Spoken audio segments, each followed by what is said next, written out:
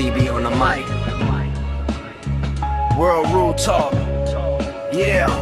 CB break it down, yeah, the host with the vision. From the classics to the new, every film get precision. Obscure reels hitting gems, yeah, we dig in the vault. Every frame get examined, every angle we talk. From the old school grain to the high def shine. Indie flicks to the hits, yeah, we cover all time. If it's cinema gold, then you know we gon' say, hit subscribe, tap in, let the critics all play. Yeah, film talk strong, never fading away. World Rule Talk forever and a day longer. Yo, what it do, ladies and gentlemen? This is your boy C. to the B. coming at y'all once again with another movie review. So, we are in week 2 of July, aka the Summer Blockbuster.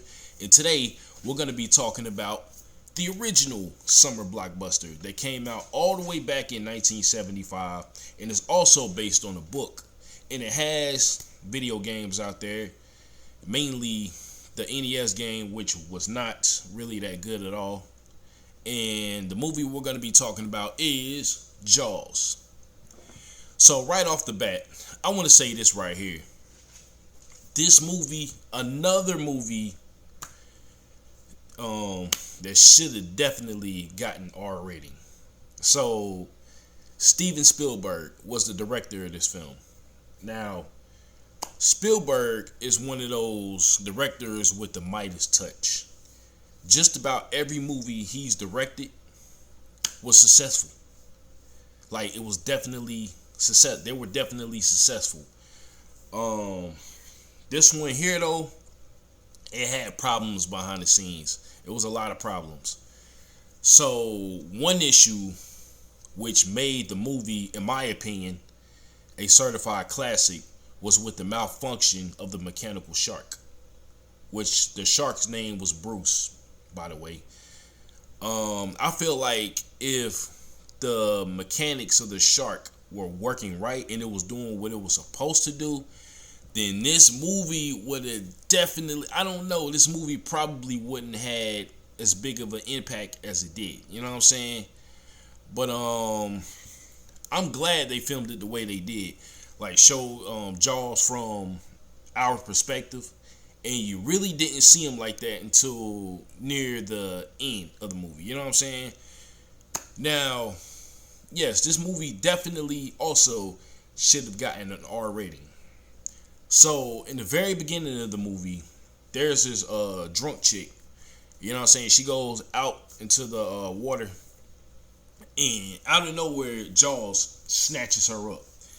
So, while she's being eaten by Jaws, you know what I'm saying, you could pretty much see her topless and everything like that. And I'm like, yo, are you sure this movie is PG? You know what I'm saying? But from what I learned, the reason why this movie got away with the PG rating is because Spielberg told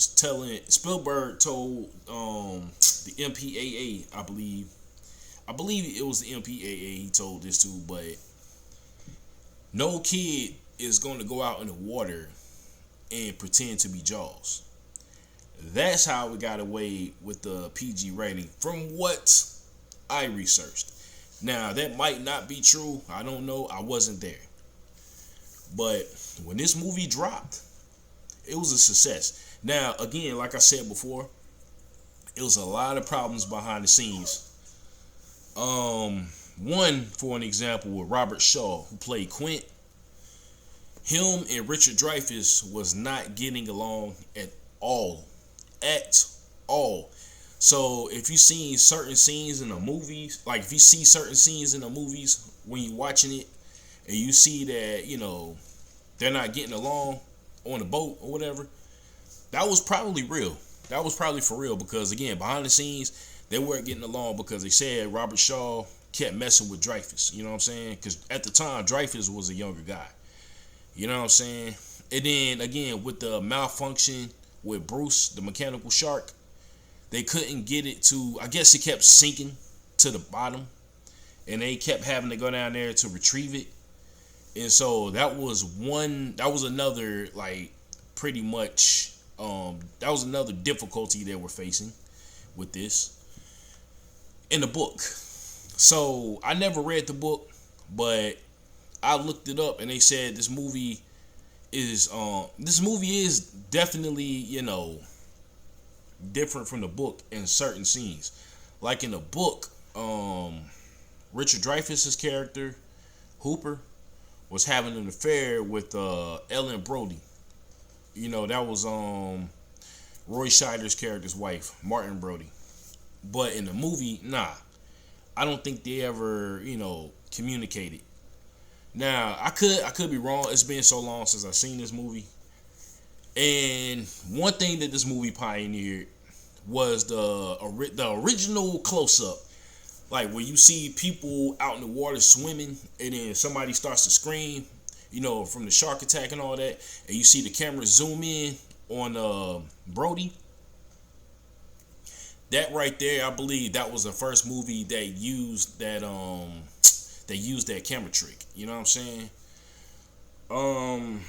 Now there are 3 sequels that I know of, because I'm not well versed on the sequels. I seen Jaws 2 maybe one time. I haven't seen the other 2 yet, but I do have them on DVD. I got Jaws, and then I got the other 3 movies in one set. You know what I'm saying? So I got to go back and watch those. But hell, I mean,